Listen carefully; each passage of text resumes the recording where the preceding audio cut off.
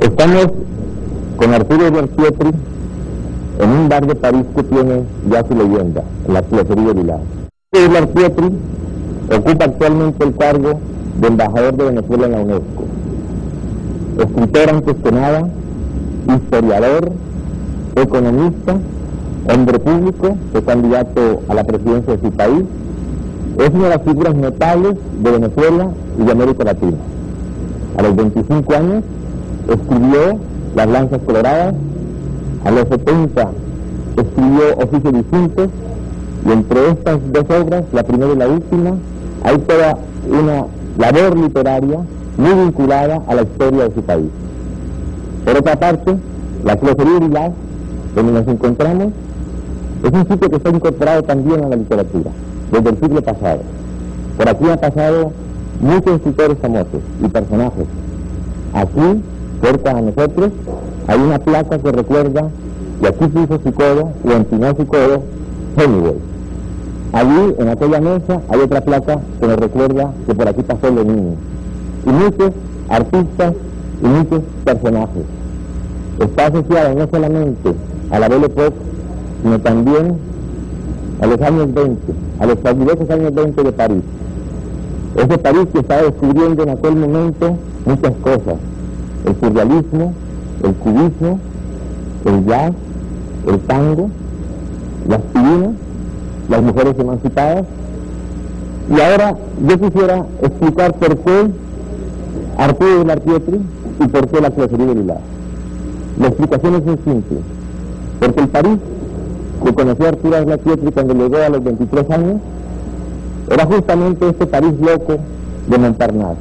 Aquí se encontró con latinoamericanos muy ilustres, con un joven llamado Asturias, con un joven cubano llamado Carpentier, con un joven llamado Alberti, con muchos personajes que en ese momento todavía no eran conocidos.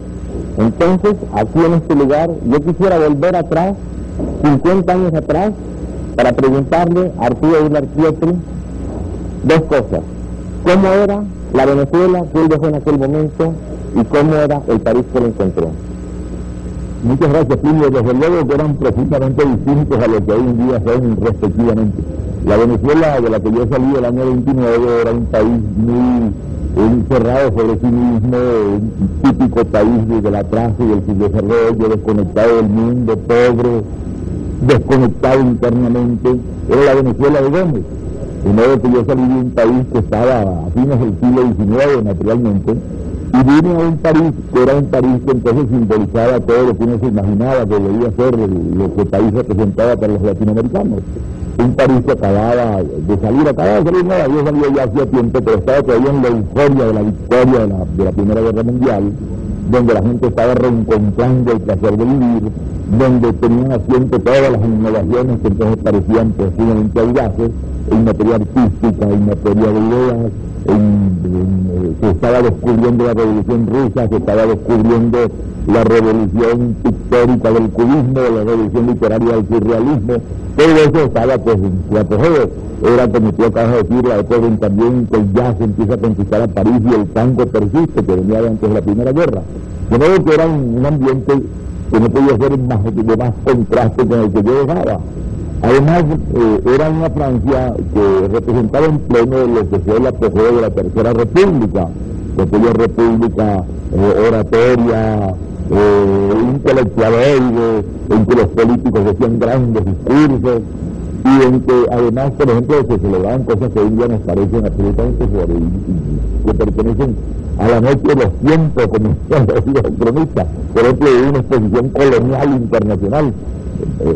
Solamente enunciar la palabra hace pensar en la Edad Media, no podía, y bueno, yo asistí a esa reunión. Siempre hubo en París cafés literarios, lugares donde se reúnen los escultores, y eso fue cambiando. En una época en que era Montmartre, pero después pasó a Montparnasse. En esa época en que yo llegué a París, entre las dos guerras, como lo llaman ahora, o como los llaman otros, de un modo, a mí me parece ofensivo, injusto, los años locos, los llaman también, ¿no? Porque ¿Eran locos? No más que los demás, ni que los anteriores, ni que los posteriores, y tuvieron también su buena dosis de tragedia, ¿no? Pero quizás en relación con la Belle Époque, con la... Bueno, le llamaban los años locos porque la gente salió de la guerra como con una especie de locura de vivir y de, como dicen en francés, de se traté de recuperar lo que no habían podido hacer. Y ya de ese lado un cierto ambiente de personajes, la Garzón, por ejemplo. bueno, claro, salieron porque las mujeres se cortaron el pelo, aprenden a fumar cigarrillo. hay público, pero bueno, entonces esos cafés literarios fueron cambiando, y ahí en Montparnasse cambiaban. Por ejemplo, este café en que estamos fue un café literario muy famoso de Montparnasse desde fines del siglo XIX. Aquí se reunían, pues aquí venía Oscar Wilde, aquí venía Paul Fort, aquí venían los grandes simbolistas franceses. Y eso duró hasta bien entrado ya los años 25, ¿no? Luego empezaron los nuevos cafés de Montparnasse, como eran la Coupole, el Dom, el Rotonde, el Select. Bueno, que eran cafés donde iba gente ya de nuevas generaciones, eran los cafés de los cubistas, los cafés de los surrealistas. Allí llegaba uno, por ejemplo, ahí nos reuníamos casi diariamente Alejo Carpentier, Miguel Ángel Asturias, cuando estaba Alberto aquí en París, que pasó con 8 meses, también nos reuníamos con él, y muchos escritores latinoamericanos, y pintores, y poetas, y músicos. Y pasaba por delante de nosotros pues, gente de otras clases, de repente en la mesa al lado había un señor un poco raro y callado, que siempre estaba allí tomando una copita de un gran silencio, que era William Ehrenburg. Y de pronto pasaba una especie de asiático con una melenita cortada, que era fugita, y así pues pasaban gente de esa clase que nosotros pues veíamos cobrando también. Bueno, Dalí y Buñuel también estaban en esa época en París. En esa época llegué a París, pero usted los conoció personalmente. Sí, no, claro, fue amigo de él. En esa época llegué a París, Ramón Gómez de la Serna. Y Ramón pretendió algo imposible, es decir, cultivar una mata de plátano en el Polo Norte. Eso le ocurrió que hay un café a la madrileña en París, cosa que era imposible, porque es otro ambiente. Y entonces trató de crear una sucursal de Pembo, vino aquí, y en un cafecito que queda muy aquí en el lugar de Montparnasse, que todavía existe, se llamaba La Consigna, en frente a la estación, él se organizó para que los sábados en la noche le permitieran esa tertulia. Y allí iban 30, 40, 50 y hasta 60 personas, iban franceses, iban españoles, presidía Ramón con aquella facundia extraordinaria que tenía, y entonces allí encontraba uno de gente de todas clases. Allí iban jóvenes, artistas españoles, un joven cineasta que se llamaba Luis Buñuel, un joven pintor muy flaco, muy largo que se llamaba Salvador Dalí, iban escritores, y como íbamos nosotros, escritores hispanoamericanos, iba Carpentier, iba Asturias, iba yo, bueno, Ramón presidía y dirigía el debate, iba Jean Castillo, el gran hispanista, iba Georges Quilman, que era un hispanista muy amigo de nosotros, iban algunos italianos importantes que estaban de paso por París, como Massimo Contempelli, a veces un día se cenaba Curcio Malaparte, de modo que era una reunión muy peregrina, pero que no duró mucho. Esa tentativa no duró más de 1 mes o 2 meses, y luego Ramón se marchó, y ya no volvió a París, y ya ese tipo de cosas desapareció, y volvimos a nuestras reuniones de mesa de café. Pero ¿cómo conoció usted a Carpentier, a Asturias? Bueno, nos conocíamos porque, claro, a través de gente que eran amigos comunes. Veníamos a los mismos lugares y siempre había alguien que me conocía a mí, que me presentaba un joven escritor amigo también, y nos teníamos otras inquietudes y todos se nos pegaban. Bueno, todos estábamos, las inquietudes eran literarias básicamente, todos estábamos pensando en que íbamos a hacer grandes cosas literariamente.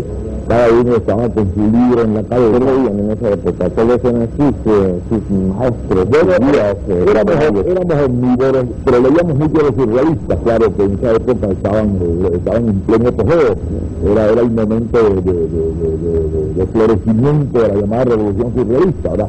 Era la época de que estaban como figuras espectaculares, Eliar, Breton, Aragón, y tantos más, y Desnoy, que fuimos amigos de Desnoy, que era gente joven, ¿verdad? Eran hombres jóvenes en ese momento, luego eran hombres que estaban entre los 25 y los 35 años, por ahí, y con los cuales nos reuníamos constantemente, porque la vida literal era mucho vida de café, ¿no?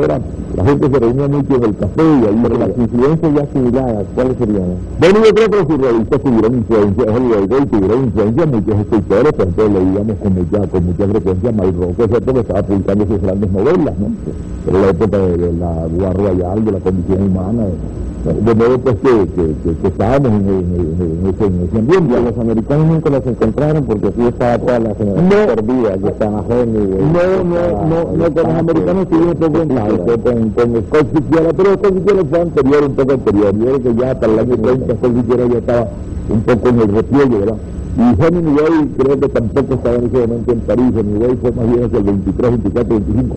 Pero no tuvimos contacto con ellos, no más que era con los franceses y con los propios hispanoamericanos y con los españoles de luego.